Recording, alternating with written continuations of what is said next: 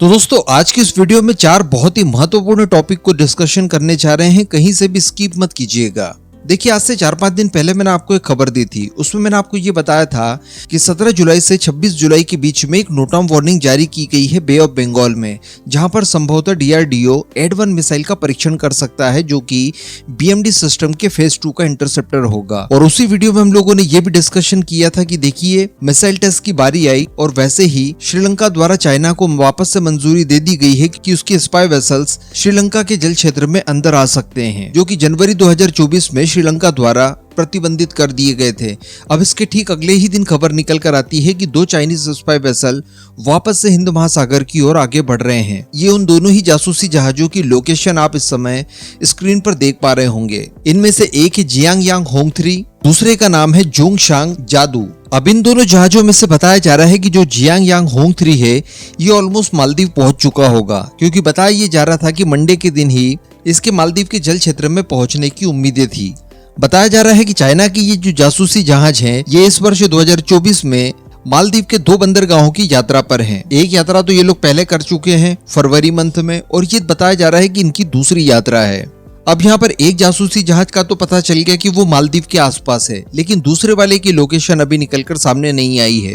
तो संभवतः वो श्रीलंका के जल क्षेत्र में प्रवेश करने की कोशिश जरूर करेगा और संभवतः उसी क्षेत्र में वो बना रहेगा, ताकि अगर भारत इस दौरान किसी मिसाइल टेस्ट को कंडक्ट करता है तो वहां पर उसकी जासूसी की जा सके, जो कि अगेन बता दूं 17 जुलाई से लेकर 26 जुलाई के बीच में किया जाना है। और मेरे ख्याल से ये काफी ज्यादा क्रूशियल टेस्ट होगा, इसी वजह से नोटाम काफी लंबे समय तक रखा गया है, ताकि चाइना कंफ्यूज रहे कि इतने लंबे समय में ये भला कब मिसाइल टेस्ट करेंगे, और संभवतः DRDO इसी दौरान चकमा देकर अपने मिसाइल की टेस्ट फायर कर सकता है। तो वैसे तो ये शुरुआत से ही एक बहुत ही ज्यादा गंभीर विषय है। अब डेफिनेटली समय आ गया है कि इसके ऊपर किसी तरह का कोई ना कोई एक्शन लिया जाए, क्योंकि इस तरह की चीजें अगर लंबे समय तक चलती रही तो ये बिल्कुल भी भारत के हितों के हिसाब से सही नहीं होगा। अब अगली खबर की बात की जाए तो ये भारत और रशिया के ट्रेड से जुड़ी हुई है। जी हाँ, जहां पर अमेरिका सहित पूरी पश्चिमी गैंग भारत को इस मामले के लिए लगातार कंडेम किए जा रही है कि recently prime minister Modi Russia के विजिट पर गए थे, उससे तेल खरीदा जा रहा है, अदर ट्रेड किया जा रहा है।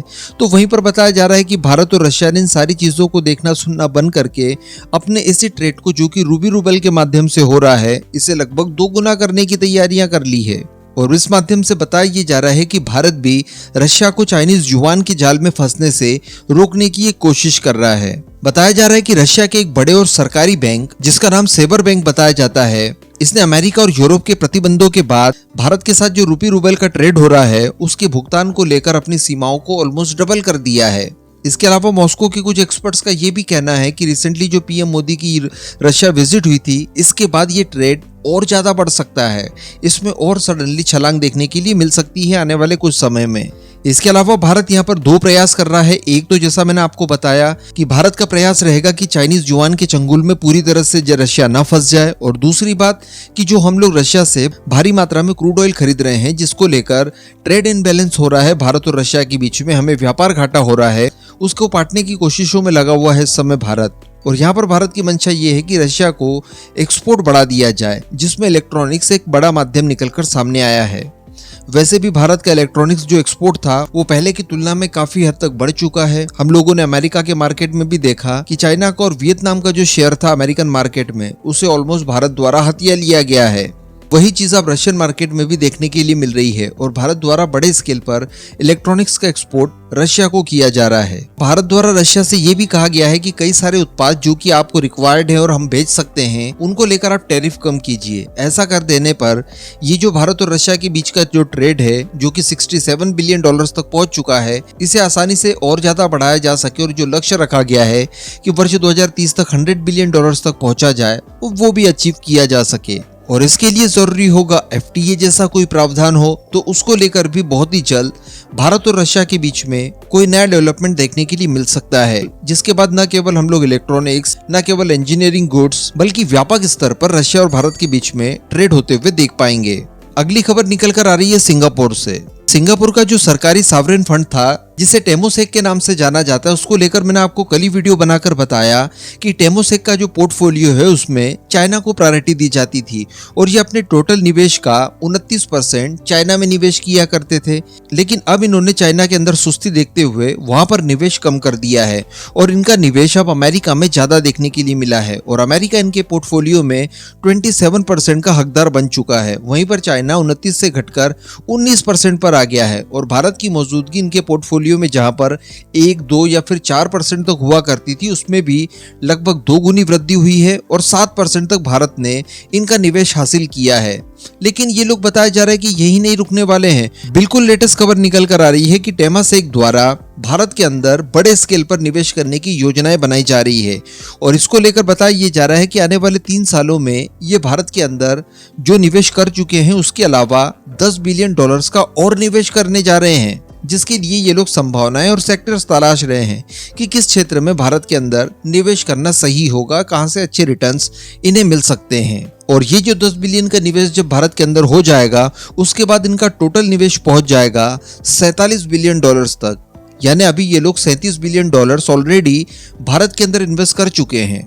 अब लास्ट में सबसे महत्वपूर्ण खबर को लेकर डिस्कशन कर लें। भारत और चाइना के हथियार इन फ्यूचर रण क्षेत्र में तो एक दूसरे के सामने आने ही वाले हैं। उस समय पता चल जाएगा कि कौन सा हथियार सुपीरियर है। लेकिन अब बताया जा रहा है कि एक्सपोर्ट मार्केट में भी भारत और चाइना के हथियार एक दूसरे के आमने सामने खड़े हो चुके हैं। किसी समय हम लोगों ने केवल एक्सपेक्ट ये किया था कि तेजस और JF-17 ही एक ऐसा मामला हो सकता है जहां पर ये दोनों इंटरनेशनल मंचों पर एक दूसरे के सामने खड़े हो सकते हैं।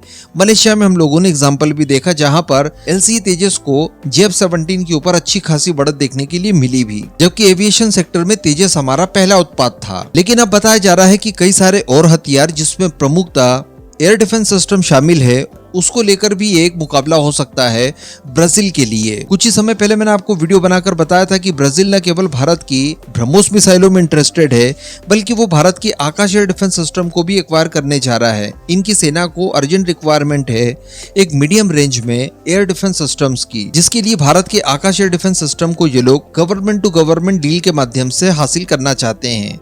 अब बताया जा रहा है कि यहाँ पर एक कॉम्पिटिशन हो सकता है चाइना के sky dragon 50 air defence system से। दरअसल नवंबर 2023 से ही ब्राजील की फोर्सेस द्वारा एक RFQ जारी किया गया था जिसके तहत इन्होंने मीडियम रेंज में एयर डिफेंस सिस्टम्स खरीदने की इच्छा जाहिर की थी।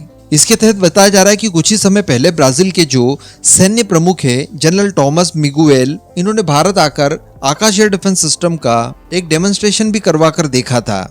और इससे पहले ब्राजील का एक सैन्य प्रतिनिधि मंडल चाइना भी होकर आया था जहां पर इन्होंने स्काई ड्रैगन 50 को और इसके अलावा भी कुछ और एयर डिफेंस सिस्टम्स बताए जा रहे हैं जिसमें तियानलोंग 50 है, HS-15 है, साथ ही ऑटोनोमस होविट्जर वगैरह है। इस तरह के कई सारे हथियारों को लेकर उनसे चर्चा की थी। हालांकि भारत आकर भी इन्होंने केवल आकाश के बारे में ही चर्चा नहीं की थी बल्कि इन्होंने अस्त्रा मिसाइल, ब्रह्मोस NG, इसके अलावा जो अर्जुन टैंक्स बनाए जा रहे हैं उनको लेकर भी चर्चा की थी। इसके अलावा ध्रुव हेलीकॉप्टर्स को लेकर भी इन्होंने इंटरेस्ट दिखाया था। तो कहने का मतलब काफी कुछ हथियारों को लेकर ब्राजील द्वारा भारत से भी इंक्वायरी ली गई थी। तो अब बताया जा रहा है कि इसी के बीच में कॉम्पिटिशन होना है, या तो ब्राजील द्वारा भारत का आकाश एयर डिफेंस सिस्टम खरीदा जाएगा या फिर चाइना का स्काई ड्रैगन 50 खरीदा जाएगा। तो कुल मिलाकर एक बहुत ही अच्छा कंपटीशन इन फ्यूचर हमें देखने के लिए मिल सकता है। क्योंकि ब्राजील को काफी जल्दी ये एयर डिफेंस सिस्टम्स चाहिए तो उसमें बहुत ज्यादा डिले भी देखने के लिए नहीं मिलेगा। आने वाले कुछ महीनों में हमें कोई बड़े डेवलपमेंट देखने के लिए मिल सकते हैं। अगर मान लीजिए यहाँ पर आकाश की दाल गल जाती है